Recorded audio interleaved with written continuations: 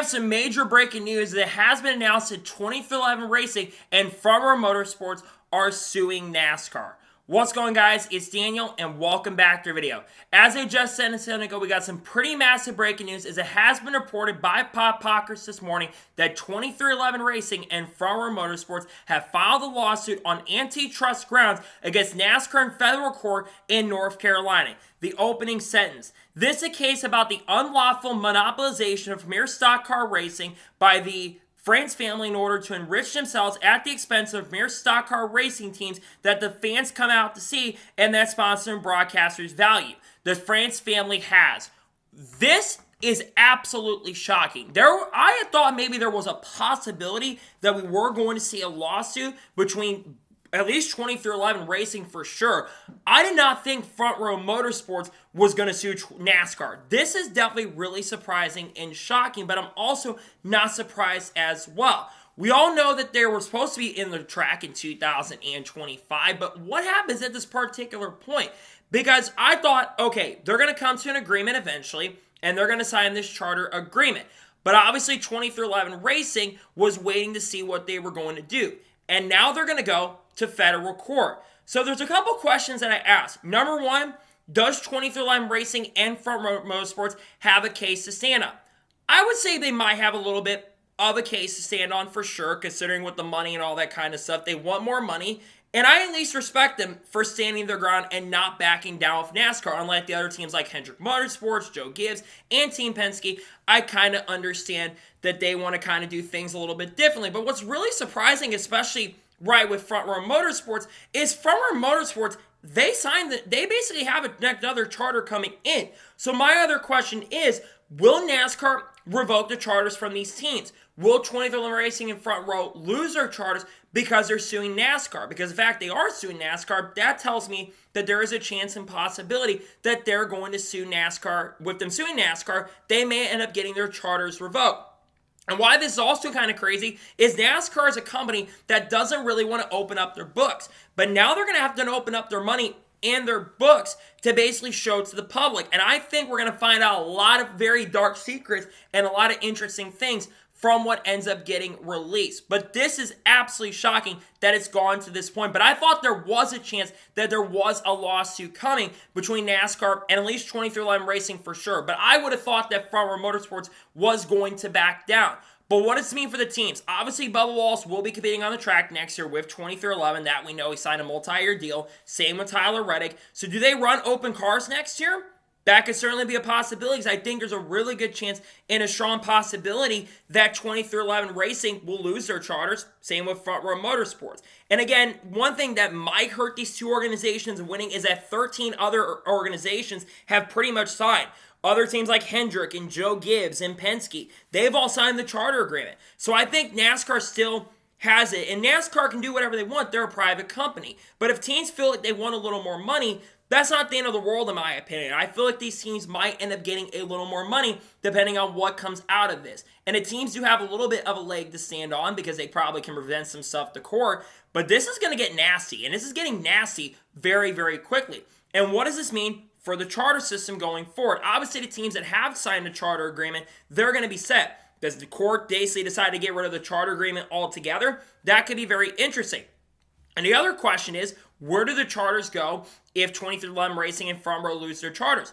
Could it go to a team like Junior Motorsports? We know they're interested in joining the NASCAR Cup Series at points. If they've been open and interested in getting a charter, could one go to JRM? That could certainly be a possibility. Could one go to RFK? RFK is rumored to be picking up a charter for next year and expanding to a 3-car operation in 2025. We obviously know Trackhouse Racing, they're expanding with Shane Van Gisbergen, and they're set on the charter agreement.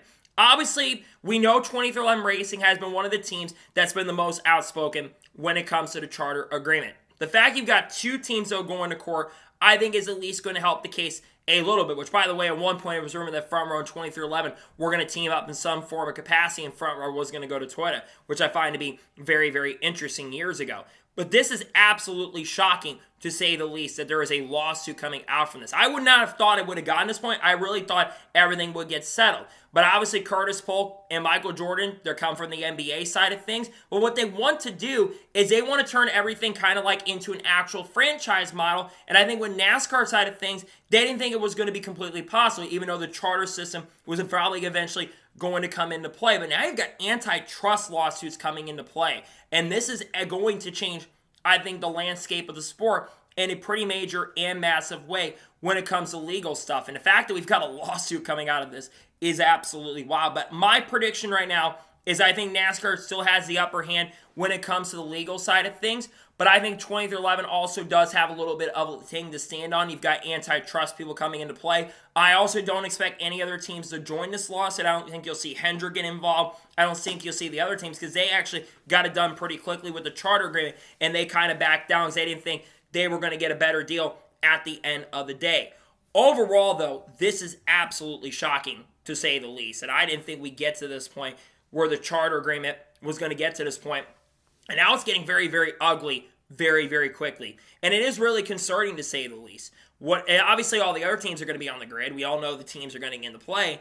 But all the stuff going on is absolutely wild. And I think it's only going to get crazier and crazier as time progresses and goes on between these two organizations that are suing NASCAR. Just absolutely wildness, absolute chaos now, and crazy to see the 23-11 Racing is suing NASCAR. As more information comes out, we'll discuss it here live on the channel, and we'll probably get more information on this, and probably more of the legal court case will come out as time progresses and goes on, but we'll probably cover more of the story once more information is available to everybody and to the public as well here coming up very, very soon, which we'll know here pretty soon as well. I don't know when it will happen, probably near the end of the year most likely, and it probably takes some time for everything to get done. So this is going to be lasting a lot longer than I think a lot of us realized it was going to be lasting, which is pretty crazy and wild stuff. So that is going to be it for today's special breaking news episode. I want to thank you guys for watching. Please subscribe to the channel, notifications on, so if I win a video, it does go live on my channel. Follow me on Twitter, Facebook, and Instagram, and support me on Patreon as well. Let's go below that and comment your thoughts below on today's episode. Do you think 23-11 Racing and Farmer Motorsports have a legal case to stand on? Let me know your thoughts in the comments below. Later today on the show, I have a NASCAR news video discussing news over the course of the last couple days. If any more major breaking news does come out, we'll discuss it here live on the channel. Also, the Xfinity Series race picks for Talladega will be coming out. Then on Thursday, we're going to have the NASCAR Cup race picks for the Yellowwood 500, and we'll also have the paint skin video coming out as well. Then on Friday, we'll have a NASCAR news video, discuss more of this coming out, and we'll also, of course, have the Truck Series race review. Saturday, you're going to see the Xfinity review, the qualifying reactions, and, of course, basically the SVG video, and same thing will happen on Sunday, the starting lineup video for Yellowwood 500, the Yellowwood 500 race review, and, of course, the Shane Van Gisbergen video as well, and other content around drivers like Haley Deegan as well. So anyways, we got a lot of great content coming out soon that I cannot wait for you guys to check out. So anyways, like I said, I want to thank you guys for watching today's episode, and I'll see you guys next time for more great, awesome NASCAR content and other motorsports content on the channel like this. Take care, everybody.